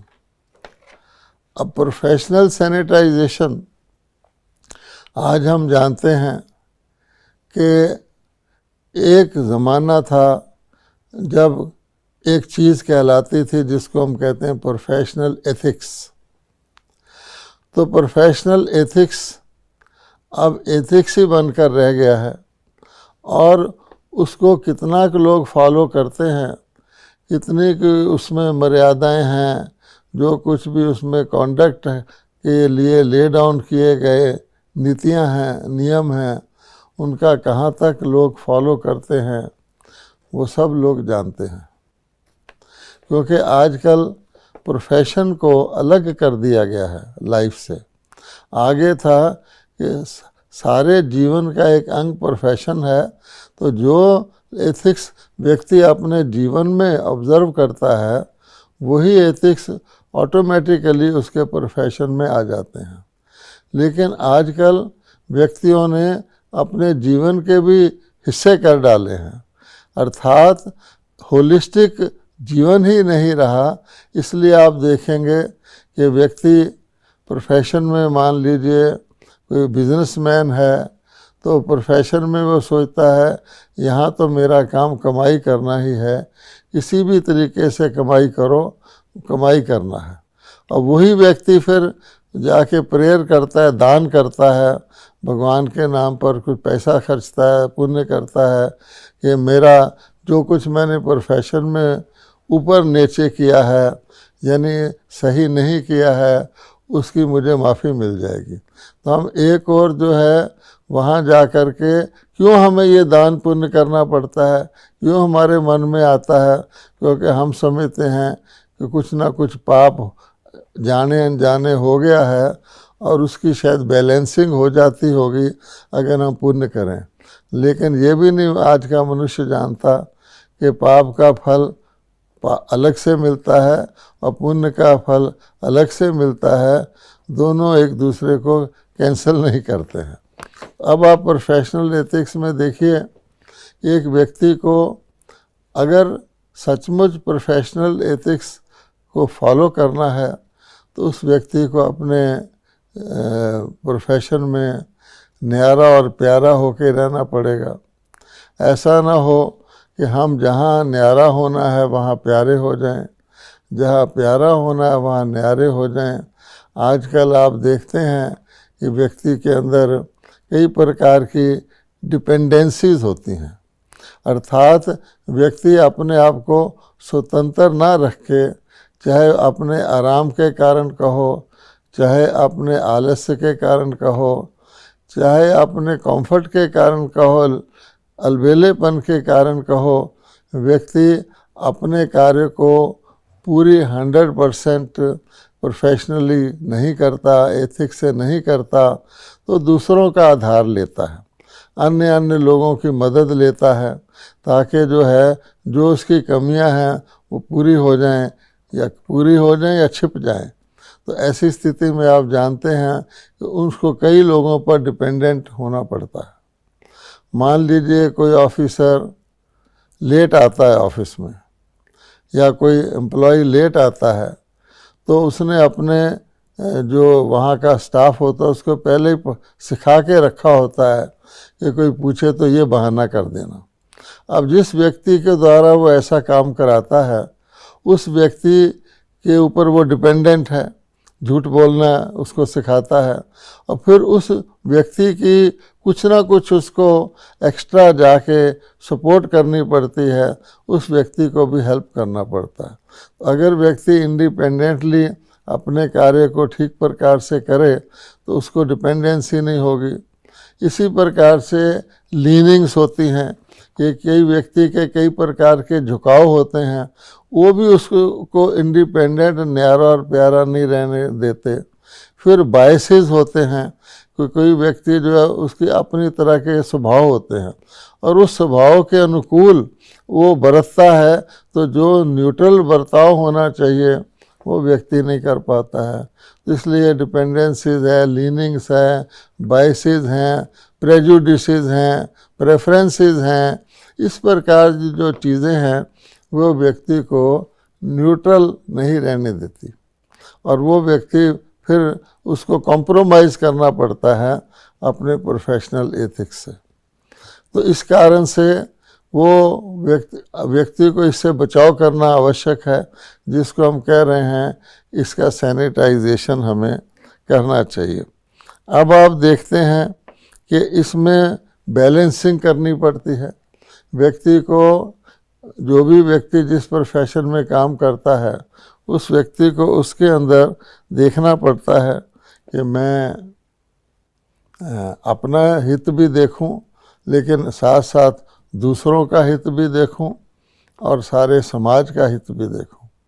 कई व्यक्ति अपने हित के कारण दूसरों का हित और समाज के हित को कॉम्प्रोमाइज़ कर लेते हैं और बहुत मुश्किल है ऐसे, क्योंकि वो समझते हैं कि टेम्परेरी गेन उनको मिल जाता है, कुछ ना कुछ थोड़ी बहुत प्राप्ति हो जाती है, लेकिन वो किस कीमत पर होती है वो व्यक्ति उस वक्त नहीं समझता है।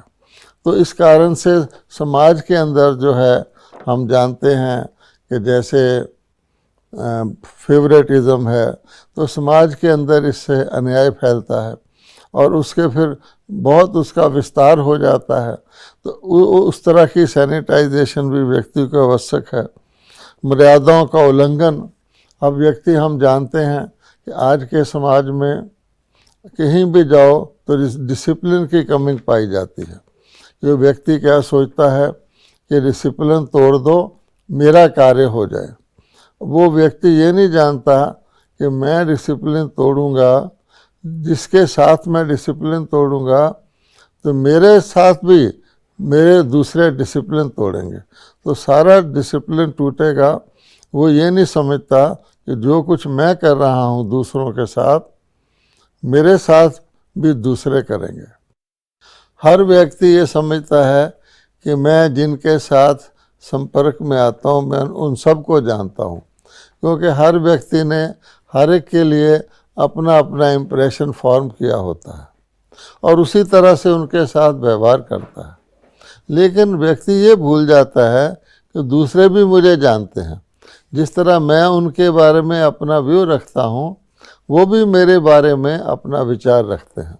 तो इसी प्रकार से आप देखेंगे कि आज के ज़माने में सबसे बड़ा जो घातक चीज़ है, जिससे व्यक्ति को प्रोफेशन में अपने आप को शुद्ध रखना चाहिए, वो है दूसरे के साथ व्यवहार।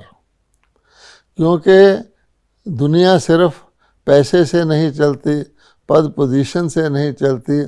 दुनिया के अंदर दूसरे व्यक्ति का सम्मान करना, उसको एक्नॉलेज करना, उसको एनकरेज करना, ये बहुत इम्पोर्टेंट है। क्योंकि आज की इम्परफेक्ट दुनिया है। आज के अंदर हर व्यक्ति के जीवन में कोई ना कोई अभाव है, कोई ना कोई दुख है, कोई ना कोई चिंता है।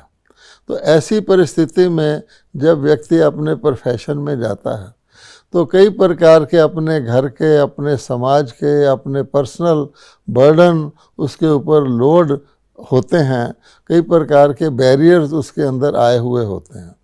अब ऐसा व्यक्ति अन्य जब किसी से व्यवहार करता है तो दूसरे का भी यही हालत होता है। इसीलिए आप देखते हैं कि लोग एक दूसरे से मिलते हैं तो पूछते हैं हाउ आर यू, यानी कुछ ना कुछ गड़बड़ महसूस होती तभी तो पूछते हैं how are you. How are you तो एक रोगी से पूछा जाता है भी तुम्हारी हालात कैसा है, और दूसरा भी वापस क्या जवाब देता है, हाउ आर यू, आपका क्या हाल है जनाब, क्योंकि सब एक ही कश्ती में तैर रहे हैं। इस प्रकार से हमें ये देखना है कि हम ह्यूमन बिहेवियर जो है उसके ऊपर ख़ास ध्यान रखें। ये ध्यान रखें कि हम किसी के दिल को ठेस ना पहुँचाएं। हम किसी को ज़्यादा धन दें या ना दें, कुछ करें या ना करें, लेकिन हर व्यक्ति के साथ जब हम बिहेव करते हैं तो वो सम्मानित महसूस करे, हमारी तरफ से उसको दिल के अंदर कोई राहत महसूस हो। ऊपर नीचे तो आज की दुनिया में सब जगह सब कुछ हो रहा है, हर किसी के साथ भी हो रहा है, लेकिन हमें ये देखना है कि हम किसी के दुख को कम कैसे करें, कम से कम उसके जख्म पर नमक तो ना छिड़कें। तो आज हमें आपसी व्यवहार में इस बात की बहुत आवश्यकता है। चाहे कोई पद में छोटा है या बड़ा है, वो तो अपना अपना कार्य हर एक व्यक्ति को मिला हुआ है, लेकिन कोई भी है ना तो छोटा बड़े का निरादर करे, क्योंकि आजकल ये भी हो गया है कि किसी का किसी को परवाह नहीं है, कोई प्रकार की मर्यादा नहीं है और कुछ नहीं कर सकते तो चलो बड़े का निरादर ही कर डालो। इसमें भी तसल्ली महसूस करते हैं कि किस प्रकार की नेगेटिव हैप्पीनेस महसूस करते हैं। लेकिन आप देखेंगे कि जो व्यक्ति किसी भी प्रकार की कोई भी जीवन की जो मर्यादा है उसको तोड़ता है, उसके मन के अंदर अशांति ज़रूर पैदा होती है। टेम्परेरीली वो खुश हो जाता है कि देखिए मैंने अपने साहब के साथ देखो कैसे ज़ोर से बोल दिया, साहब क्या कर सकता है मेरा। आज के ज़माने में तो किसी को जॉब से हटाना भी बड़ा मुश्किल है। लोगों ने यूनियन बनाए हुए हैं, अपने अपने प्रकार के संगठन बनाए हुए हैं। उसके अलावा पर्सनल तौर पे भी दूसरे को कि जान को खतरे तक की धमकी दी जा सकती है। आप जानते हैं तुम्हारे बच्चों को मैं नुकसान कर दूंगा, इत्यादि इत्यादि बहुत कुछ है। आज की दुनिया बड़ी कॉम्प्लेक्स है, लेकिन हमें उसमें क्या करना है। अगर अंधकार है चारों तरफ, हमें तो दीपक को जगाना है और अन्य व्यक्ति के भी दीपक को जगाने की मदद करनी है, क्योंकि अंदर हर व्यक्ति के मन में एक कराई है, एक प्रकार की पुकार है कि जो मैं कर रहा हूँ वो ठीक नहीं है। अगर मैं वो करूँ जो मुझे करना चाहिए और मैं वो कर पाऊँ तो बहुत संतोष की बात है। तो संतोष को बढ़ाना, सबसे बड़ा धन संतोष है, खुशी है, माहौल है। तो आज का देखिए माहौल कितना भारी भारी लगता है व्यक्ति का, एक व्यक्ति दूसरे से बात करने से डरता है। तो इसलिए हमें इस बात को ध्यान देते हुए एक छोटा फार्मूला है, अगर हम वो अपना लें तो मेरे ख्याल में वो ये है कि हर एक को सम्मान दो। वो कोई कैसा भी है, उसकी कमी कमज़ोरी ना देखकर सम्मान देंगे, वो अपनी कमज़ोरी को भी कवर करने की उसमें शक्ति आ जाएगी। तो जो हम उससे एक्सपेक्ट करते हैं, उस व्यक्ति की कोई गलती है, उसकी गलती को हम गलती बताकर उसको जताएं और उसको दबाएं कि तू ऐसे करता है, उसको कुछ बोल दें अपशब्द, तो व्यक्ति और ही निकम्मा और नकारा हो जाता है, हेल्पलेस हो जाता है और उसके मन में एक प्रकार की घृणा वृत्ति पैदा हो जाती है। तो आज हम देखेंगे प्रोफेशंस के अंदर एक मिस्टर झा है जो हर जगह पाया जाता है। वो पेरोल पर भी नहीं होता, लेकिन होता ज़रूर है, और झा का मतलब है जेलसी, हेट्रेड एंड एनिमोसिटी, यानी आज घृणा और दूसरे के साथ ईर्ष्या करना, घृणा करना और बैर भाव रखना, अच्छा भाव नहीं रखना, शुभ भावना नहीं रखना, इसका नुकसान हो जाए ऐसी ऐसी फीलिंग रखना, ये बहुत कॉमन हो गया। तो इससे सारा वातावरण ख़राब हो जाता है। कई लोग हमने देखा, आपने देखा होगा, प्रोफेशनली बड़े एक्सपर्ट हैं लेकिन बिहेवियर के तौर पर बिल्कुल ही ज़ीरो हैं।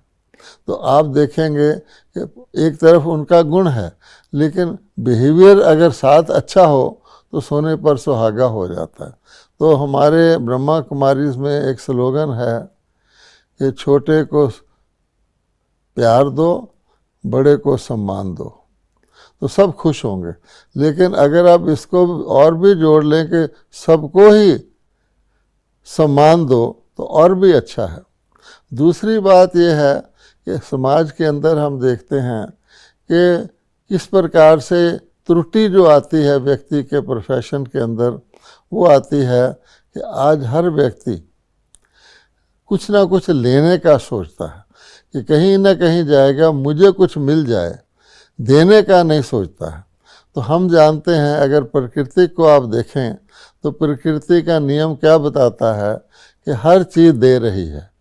प्रकृति में आप देखेंगे सूर्य गर्मी और रोशनी दे रहा है, पेड़ फल दे रहे हैं, नदी जल दे रही है, बिजली ट्यूबलाइट रोशनी दे रही है, हर चीज़ दे रही है।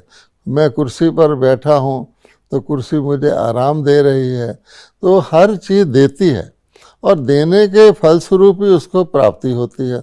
लोग कुर्सी क्यों खरीदते हैं? क्योंकि कुर्सी आराम देती है। हम भी प्रोफेशन में जाते हैं, हम अपनी सेवाएं देते हैं, तो उसके बदले में हमें कुछ पगार मिलता है, सैलरी मिलती है। तो हमें ये देखना चाहिए कि हम कुदरत का नियम जब देने का है तो हम देने का नियम को अपने जीवन में भी लाएं। हमें देना है और देने के बदले में हमें मिलना है। एक कॉमन बात है, सम्मान दो, सम्मान लो, give respect to get respect. तो अगर हम इस फार्मूले पर भी चलेंगे कि हमें देना है और दुनिया की हर चीज़ दे रही है, हम इन सिम्फनी विद सारी दुनिया के माहौल, चाहे वो प्रकृति है चाहे व्यक्ति है। अगर हम अपने पूर्वजों को देखें तो हमारे पूर्वज जब हर चीज़ में नियम था, मर्यादा था, सम्मान था, वो देवी देवता कहलाते हैं। देवता अर्थात देने वाले, जिनके मंदिर ही सिर्फ अब मूर्तियों के रूप में रह गए हैं। और अभी मूर्तियों के पास भी जा कर के श्रद्धालु भगत भावना से जब उनके आगे जाते हैं तो उनकी मनोकामना पूरी हो जाती है। कम से कम हम देखते हैं उनको संतोष, शांति, कई प्रकार की चीज़ों का हल मिलता है। कारण क्या कि ज़िंदगी में वो देवता रहे, देने वाले रहे, और उनकी देवता की क्षमता इतनी थी कि आज उनकी मूर्तियाँ भी कुछ ना कुछ अल्पकालिक प्राप्ति लोगों को कराती है। तो अगर हम यही अप्रोच रखें कि हम कुछ देने के भाव से अपने कार्य में जाएं, और कम से कम प्रोफेशनली तो दें ही, उसके साथ साथ ह्यूमन बीइंग होने के नाते दूसरों को खुशी दें, तसल्ली दें, हिम्मत दें, संतोष दें, तो हम ऑटोमेटिकली हमारा सैनिटाइजेशन हो जाएगा। क्योंकि एक है आना, अब जैसे कोई वायरस होता है तो वायरस आता है, बाहर से आता है, अटैक करता है, और अगर आप उससे परमानेंटली छूटना चाहें, जिसको कहा जाता है offence is the best defence. मान लीजिए फायर ब्रिगेड वाले हैं, तो फायर ब्रिगेड वालों का काम है अग्नि को बुझाना। तो फायर ब्रिगेड वालों को कम से कम अग्नि उनकी तरफ नहीं आती, क्योंकि तो दूसरों की अग्नि को बुझा रहे हैं, तो ऑटोमेटिकली वो अग्नि से सेफ रहते हैं। इसी प्रकार से कोई भी अगर आप कोई कार्य कर देना शुरू कर देंगे तो आपके ऊपर लेने का तो सवाल ही नहीं पैदा होगा।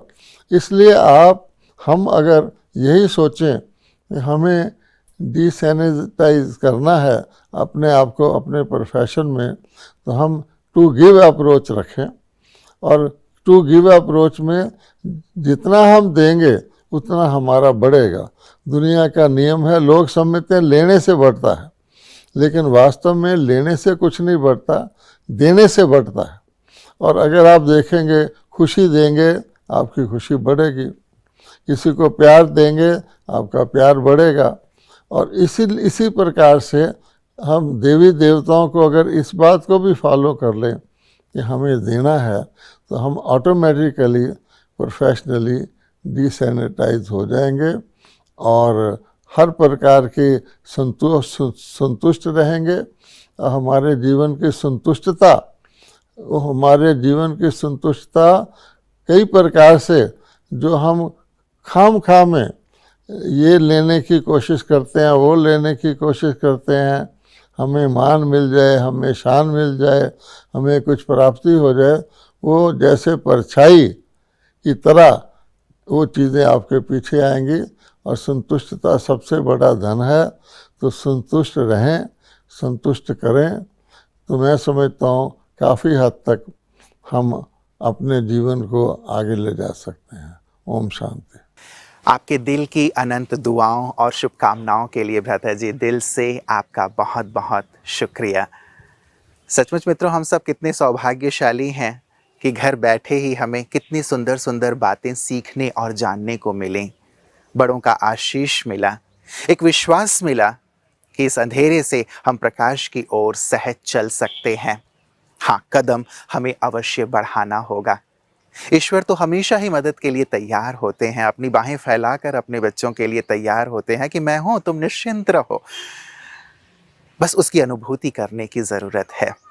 जैसे कहते हैं ना कि एक व्यक्ति जीवन भर प्रेयर करता रहा और जब अपने जीवन की यात्रा को उसने देखा पीछे मुड़कर, तो वहाँ जहाँ तकलीफ़ें थीं, परेशानियाँ थीं, वहाँ उसे भगवान के पैरों के निशान नहीं दिखे, केवल अपने पैर के निशान दिख रहे थे। अर्थात दो जोड़ी पैर हमेशा चलते आ रहे थे, लेकिन जहाँ जहाँ तकलीफ़ें थीं वहाँ एक ही जोड़ी पैर दिखाई दे रहा था, उसके निशान दिखाई दे रहे थे। काफ़ी नाराज़ हुआ भगवान के सामने, खफा हुआ कि देखिए जब जब परेशानी थी तब तब आपने मेरा साथ छोड़ दिया, केवल मेरे पैरों के निशान दिख रहे हैं, वहीं तो मुझे ज़रूरत थी आपके। ईश्वर ने प्यार से कहा कि वो जो पैर के निशान है वो मेरे हैं। जब जब तुम्हारे ऊपर विपदा आई थी, तकलीफ आई थी, तब तब मैंने तुम्हें अपनी गोद में उठा लिया था। सचमुच स्पिरिचुअल सैनिटाइजेशन ये विषय हम सबको इस ओर ही प्रेरित करता है कि हम अब अपने अंदर चलें। If you can't go outside, go inside. अपने अंदर जाएं, अपने आप को पहचानें, उससे जुड़ें। तो वो कहते हैं ना कि जब कोई दिखाई नहीं देता तब वही दिखाई देता है, जब कोई साथ नहीं देता तो वो साथ देता है, लेकिन उस अनुभूति की आवश्यकता है और स्पिरिचुअलिटी ही इसमें हमारी मदद करती है। तो आज ये कॉन्फ्रेंस संपन्न नहीं हो रहा है, लेकिन हमारे जीवन की एक सुंदर आध्यात्मिक यात्रा शुरू हो रही है, एक सुखद यात्रा, एक स्वर्णिम यात्रा, एक आशा और विश्वास से भरी हुई यात्रा, इस यात्रा को निरंतर जारी रखिएगा, ताकि जीवन में जब कभी भी विपदाओं की स्थितियां आएं तो हमेशा ही ईश्वर की छत्र छाया का, उसके साथ का, उसकी शक्ति का एहसास होता रहे। हम बचपन से जो पढ़ते आए थे कि दुख में सुमिरन सब करे, सुख में करे ना कोई, हम ऐसे स्वार्थी ना बने। आज दुख के माहौल में हम उन्हें याद कर रहे हैं, उनकी मदद हमें प्राप्त हो रही है, लेकिन जब अच्छे दिन आएंगे, सुख के दिन आएंगे, तब भी हम उनकी याद में रहें, ताकि दुख के दिन आए ही ना, परिस्थितियां आए ही ना, और आए भी तो जैसे सूली से कांटे की तरह हमें महसूस हो। तो आपका जीवन सुख से, आनंद से, शांति से और समृद्धि से संपन्न हो। आप स्वस्थ और सुरक्षित रहें। इन्हीं शुभकामनाओं के साथ दीजिए इजाजत। नमस्कार।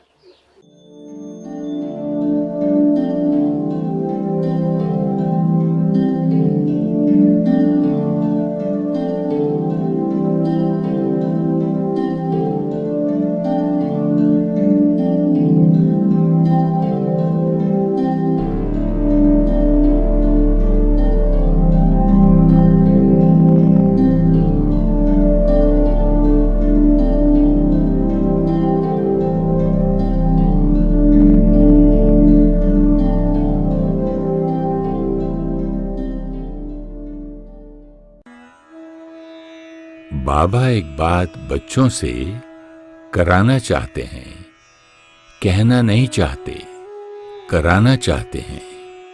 सिर्फ अपने मन में दृढ़ता लाओ। थोड़ी सी बात में संकल्प को ढीला नहीं कर दो। कोई इंसल्ट करे, कोई घृणा करे, कोई अपमान करे, निंदा करे, कभी भी कोई दुख दे, लेकिन आपकी शुभ भावना मिट नहीं जाए। अगर कोई अपने संस्कार के वश आपको दुख भी दे, चोट लगाए, हिलाए, तो क्या आप दुख की बात को सुख में परिवर्तन नहीं कर सकते हो? इंसल्ट को सहन नहीं कर सकते हो? गाली को गुलाब नहीं बना सकते हो? समस्या को बाबा समान बनने के संकल्प में परिवर्तन नहीं कर सकते हो? बात नहीं बदलेगी, स्थान नहीं बदलेगा, आत्माएं नहीं बदलेंगी, हमें बदलना है। आपका स्लोगन तो सबको बहुत अच्छा लगता है, बदल के दिखाना है। बदला नहीं लेना है, बदलना है।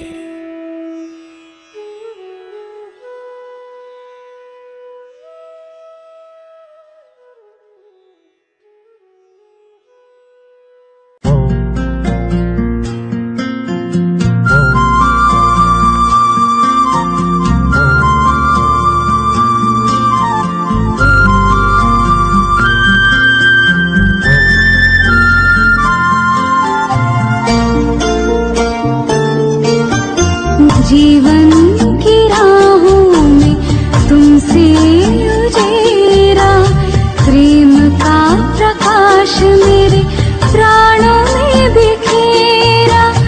आंचल में भर के कहा लाल मेरा, आंचल में भर के कहा लाल मेरा। धन्यवाद तेरा प्रभु, धन्यवाद तेरा, धन्यवाद तेरा प्रभु, धन्यवाद तेरा।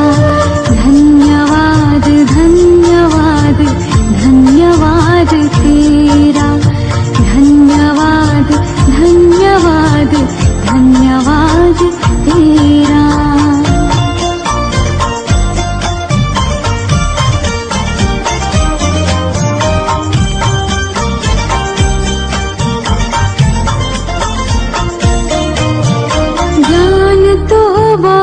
था पर खुद से अनजान थे, आत्मज्ञान पाके हुए दूर देह भान से।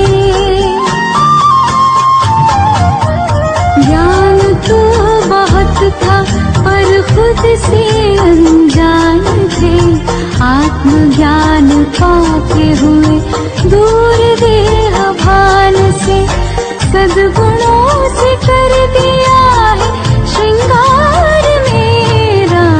धन्यवाद तेरा प्रभु, धन्यवाद तेरा, धन्यवाद तेरा प्रभु, धन्यवाद तेरा।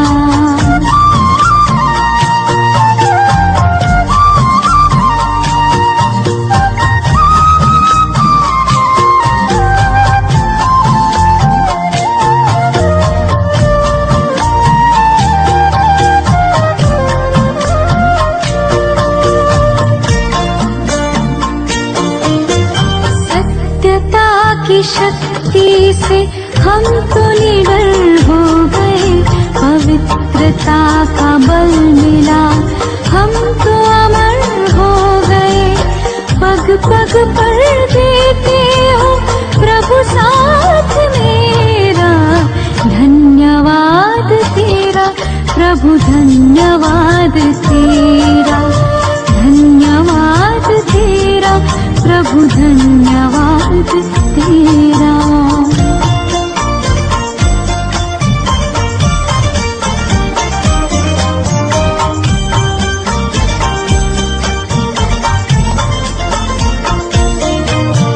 प्रीत मेरे तुमसे ही पाई प्रभु, प्रीत है तेरी उदारता का अधरों पे गीत है। नीत मेरे तुमसे ही पाई प्रभु, प्रीत है तेरी उदारता का अधरों पे गीत है। सांसों के सरगम से आभार तेरा। धन्यवाद तेरा प्रभु, धन्यवाद तेरा, धन्यवाद तेरा प्रभु, धन्यवाद तेरा। धन्यवाद धन्यवाद धन्यवाद तेरा। धन्यवाद धन्यवाद धन्यवाद तेरा। धन्यवाद धन्यवाद धन्यवाद तेरा। धन्यवाद धन्यवाद धन्यवाद तेरा।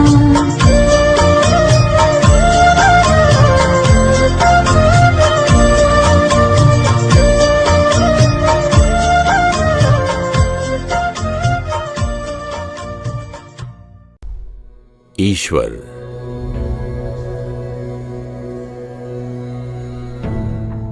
अल्लाह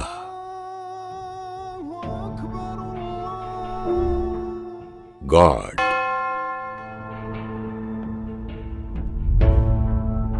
वाहेगुरु,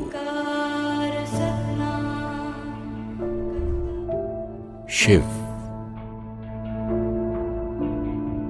सिर्फ नाम अलग है, भाषा अलग है, शिक्षा एक है, शक्ति एक है।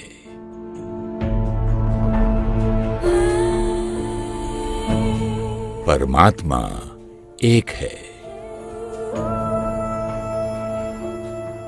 हम सबका धर्म एक है।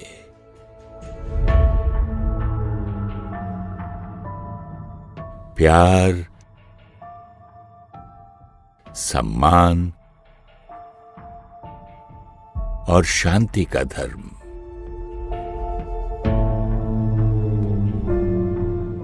खुद को जानिए,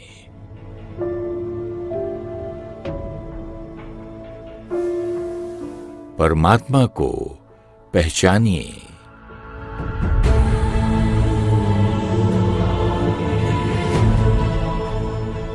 परमात्मा के ज्ञान और शक्तियों से अपने मन को सदा खुश, शरीर को निरोगी, रिश्तों को मधुर और घर को स्वर्ग बनाने के लिए सीखिए राजयोग मेडिटेशन।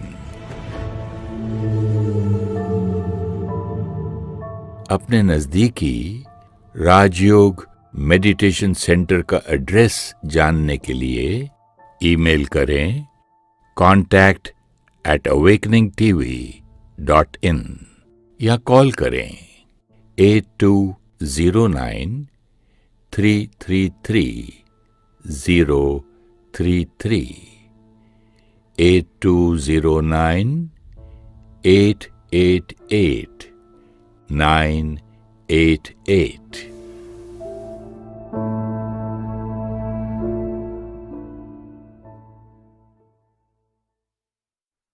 ओम शांति।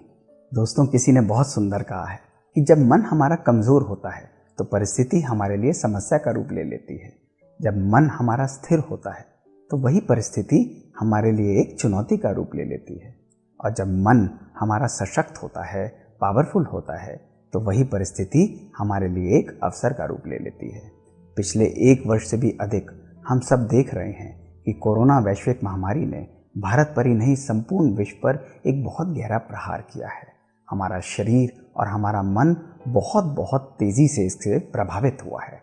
दोस्तों, इस पर विजय प्राप्त करने का कोई और तरीका नहीं है। इस पर विजय प्राप्त करने का केवल एक तरीका है, जो प्रॉपर रिसोर्सेज हमारे पास अवेलेबल हैं उनका हम प्रॉपर तरीके से यूज़ करें। पिछले 1 वर्ष से हमने देखा कि प्रॉपर मास्किंग के द्वारा, सोशल डिस्टेंसिंग के द्वारा और बार बार सैनिटाइजेशन का उपयोग करने के द्वारा हमने काफ़ी हद तक कोरोना वैश्विक महामारी पर कंट्रोल पाया। विजय नहीं प्राप्त की, लेकिन कंट्रोल पाया। और हम सभी लोग बहुत आशा के दीपक जलाकर वैक्सीन का इंतजार कर रहे थे। दोस्तों, अब जब संपूर्ण विश्व पर दूसरी लहर कोरोना वैश्विक महामारी की छाई हुई है, तो ये बहुत इम्पॉर्टेंट हो जाता है, ज़रूरी हो जाता है कि जो रिसोर्सेज हमारे पास प्रॉपर्ली अवेलेबल हैं, पुराने तरीकों को भी हम यूज़ करते रहें, और जो वैक्सीन हमारे पास आया है उसको भी साइंटिफिकली समझकर, जो हमारे मन में कई बारी चिंताएं हैं, कुछ मिथ्स हैं, कुछ डाउट्स हैं, कुछ भय है कि हम नहीं लगवाना चाहते, उनको भी हम क्लैरिफाई कर कर जो ये साधन है उसको हम यूज़ करें। तो आज मैं कुछ ऐसे मिथ्स लेकर आपके सामने प्रस्तुत करूंगा और उनके सत्य भी आपके सामने उजागर करूंगा, ताकि आपके मन में वो जो वैक्सीन के प्रति भय है, चिंताएं हैं, वो निकल जाएं। और भारत सरकार ने और जो हमारे साइंटिस्ट ने दिन और रात लगाकर इतनी मेहनत कर कर ऐसे 2 वंडरफुल वैक्सीन्स हमारे देशवासियों को दिए हैं, उनका हम प्रॉपर तरीके से उपयोग करें, ताकि इस बीमारी पर हम सब मिलकर संपूर्ण रूप से विजय प्राप्त कर सकें। दोस्तों, सबसे पहला जो प्रश्न उठता है तो लोग पूछते हैं कि कितने प्रकार के वैक्सीन हमारे देश में अवेलेबल हैं। आज ये सर्वज्ञात है कि हमारे देश में साइंटिस्ट ने 2 प्रकार के वैक्सीन्स बनाए हैं, और वो 2 प्रकार के वैक्सीन्स में एक है कोविशील्ड और दूसरा है कोवैक्सीन। ये दोनों वैक्सीन जो हैं अलग अलग तरीके से काम करते हैं, लेकिन दोनों का कार्य एक ही है। दोनों वैक्सीन जो हैं हमारे बॉडी के इम्यून सिस्टम को, जो इम्यून